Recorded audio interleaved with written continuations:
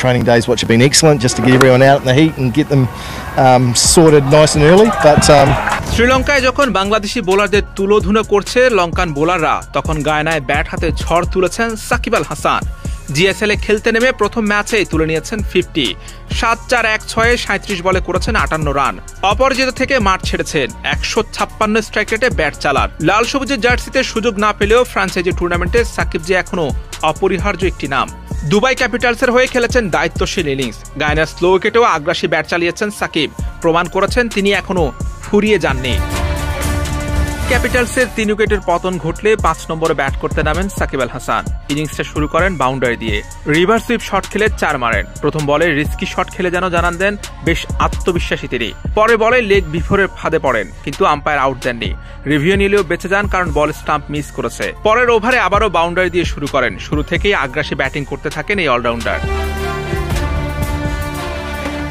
সাকিব আগ্রাসী শুরু করলেও অপর প্রান্তে একের পর এক উইকেট পতনে ব্যাটের গতি কমে যায় তার। এরপর দেখে শুনে খেলতে থাকেন। ব্যক্তিগত 18 রানের সময় নতুন জীবন পান।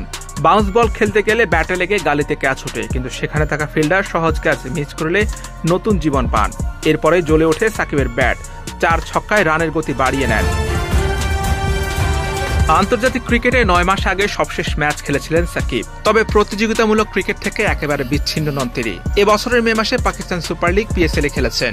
1.5 মাস পর তাকে আবার দেখা গেছে 22 গজের লড়াইয়ে। 2025 গ্লোবাল সুপার লিগে সাকিবকে নিয়েছে দুবাই ক্যাপিটালস। প্রোটিয়া তারকা কেশব মহারাজের পরিবর্তে মূলত সাকিবকে নেওয়া হয়েছে বলে কদিন আগে জানিয়েছে ফ্র্যাঞ্চাইজিটি। প্রথম ম্যাচে ব্যাট হাতে ঝলক দেখিয়ে সাকিব প্রমাণ করলেন তাকে দলে টেনে ভুল করেনি দুবাই ক্যাপিটাল। সেই সঙ্গে দীর্ঘদিন পর সাকিব ভক্তরাও সাকিবের দারুণ একটা ইনিংস উপভোগ করলেন। অন্য ব্যাটারদের আসা যাওয়ার মিছিলে এক প্রান্ত আগলে রেখে ব্যাট চালান সাকিব। বহুদিন পর মাঠে নেমে রানের ক্ষুধা মেটাতে চড়াও হন সেন্ট্রাল স্ট্যাক্সের বোলারদের উপর। বাউন্ডারি মেরে 33 বলে তুলে নেন হাফ সেঞ্চুরি। যখন তার 48 রান, তখন বাউন্ডারি মেরে 52 রান করেন। শেষ পর্যন্ত 47 বলে 58 রান করে অপরাজিত থেকে মাঠ ছাড়েন।